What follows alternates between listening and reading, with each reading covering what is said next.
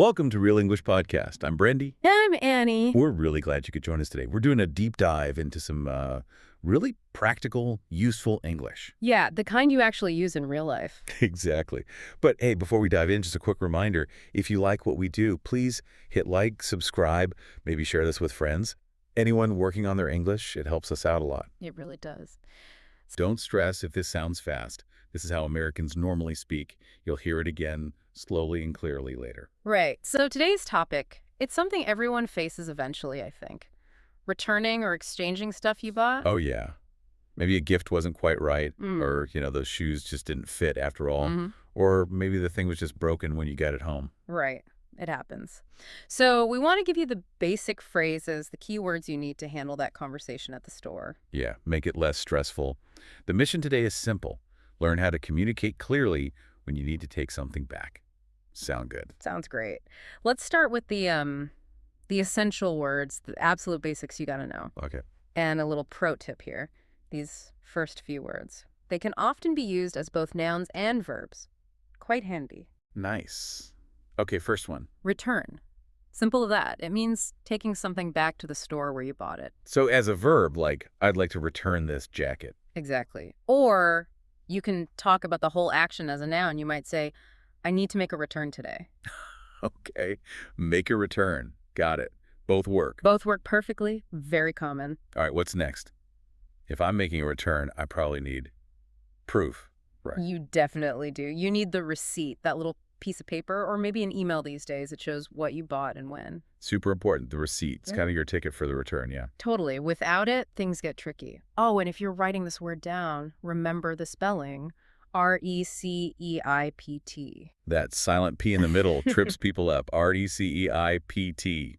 Got it. So let's practice asking for it, because the store clerk, this is usually the first thing they'll ask you. Makes sense. Okay, repeat after me. Do you have the receipt? Yeah, the receipt. Nice and polite. Okay, so you've got your item, you've got your receipt. Now you need to know the store's rules. That's the return policy. Ah, the policy. Right. Yeah. Every store seems to have slightly different rules. They do. The policy tells you things like the time limit, maybe you only have 14 days, maybe 30, sometimes even 90. Okay. And it tells you about the item's condition, like the tags still need to be on it or you can't have worn it, things like that. So how do you ask about that? Simple question. What's your return policy? What's your return policy? That covers everything. Time limits, conditions. Pretty much. It's the key question to understand the rules before you start. Avoids any awkward moments later. Good tip. Okay, so let's say I follow the policy, I return the item. What happens then? What do I get back? Right. There are basically three main possibilities. Three things you might get. Okay. Number one. The one most people hope for, probably. A refund. Money back. Exactly.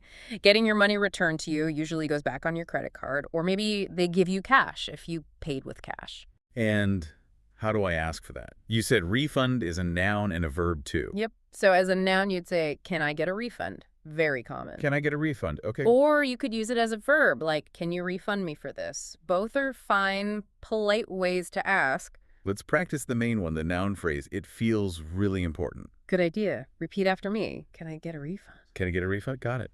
Okay, what if I don't actually want the money back? Maybe the item was fine, just wrong size or something. Yeah, okay. Then you're looking for an exchange. Exchange. Like swapping it. Exactly. Swapping the item for something else. Could be the same item in a different size. Maybe you need a large instead of a medium shirt. And maybe a different color. Yeah, or a different color. Yeah. You bought a black sweater, but you decide you like the blue one better.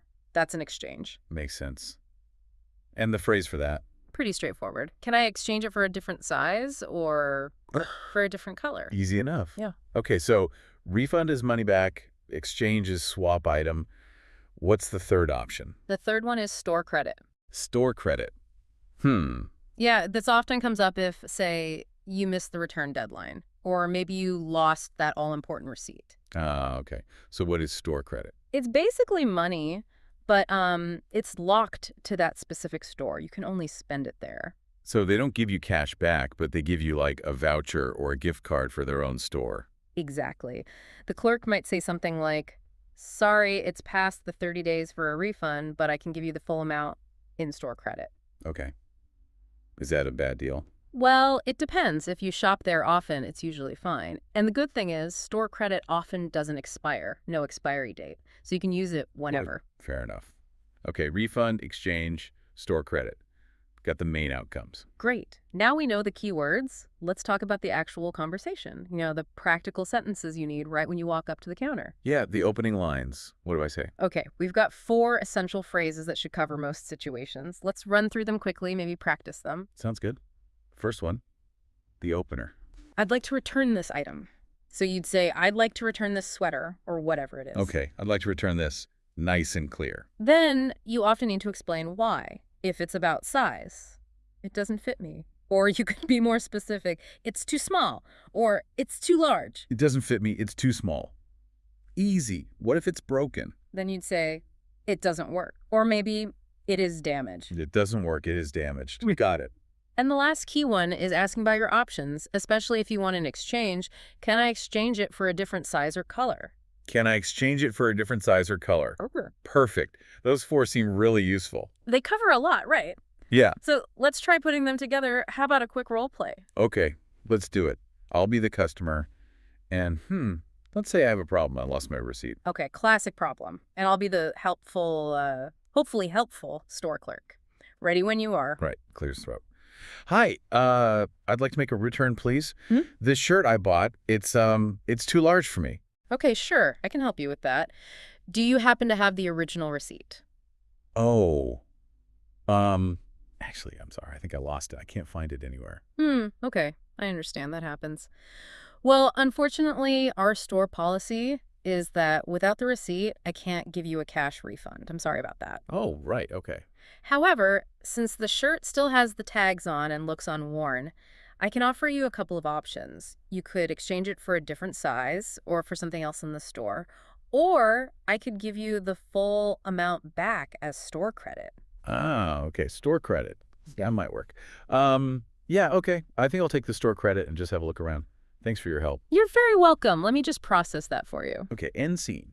That felt pretty realistic. Yeah, and it shows how important that receipt is, doesn't it? Technically, without it, I could have just said no refund, no exchange. Right.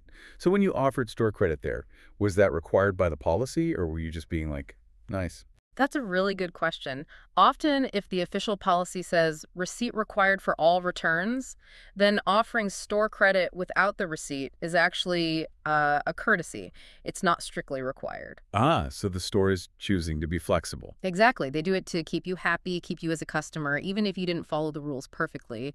Good customer service, basically. That's good to know. Yeah. So being polite and explaining the situation clearly might actually help, even if you made a mistake like losing the receipt. Absolutely. Politeness goes a long way. Yeah. Okay, moving on. Let's touch on a couple of slightly more advanced things, plus a little cultural insight. Okay, I'm ready. First, something called a gift receipt. Have you ever gotten one of those? Yeah, sometimes in birthday cards and stuff, it looks like a receipt. Yeah. But the price is missing. Exactly. That's its whole purpose. A gift receipt proves the item was bought at that store, so the person who received the gift can return or exchange it if they need to. But it hides the price. Why do they do that? Well, it ties into a cultural thing, particularly strong in places like the US, UK, Canada.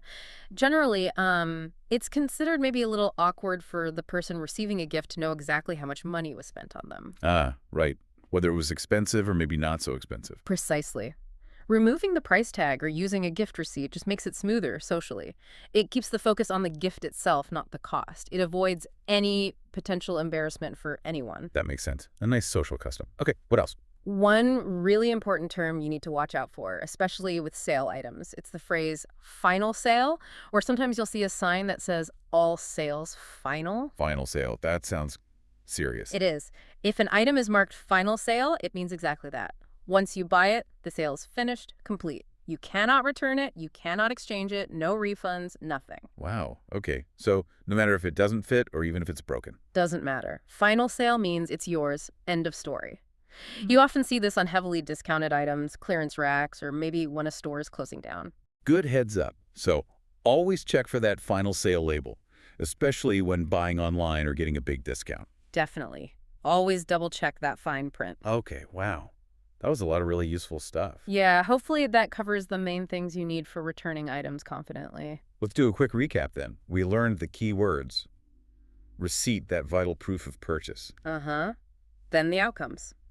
Asking for a refund to get your money back. Or asking for an exchange to swap the item for a different size or color. Or accepting store credit, which is money just for that store, especially if you're outside the policy or lost the receipt. Right. And we learned about the gift receipt for politeness with presents. And that really important warning sign, final sale.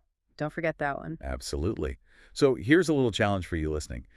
Next time you actually need to return something, and it will happen, try not to feel nervous. Yeah, give it a go. Walk up to that counter and use the phrases we practiced, even just starting with, I'd like to return this. Using the language in a real situation when you actually need the outcome, that's honestly the best way to make it stick in your memory. It really is. Practice makes perfect, especially in these practical situations. Well, we really hope this deep dive helps you feel more confident next time you're shopping or needing to make a return. Thanks so much for tuning in and learning with us today. And one last time, if you found this helpful, please do like, subscribe, and share it with your friends. It helps us keep making these for you. And if you want to review today's lesson, I uploaded a free PDF summary in the description and in the comments.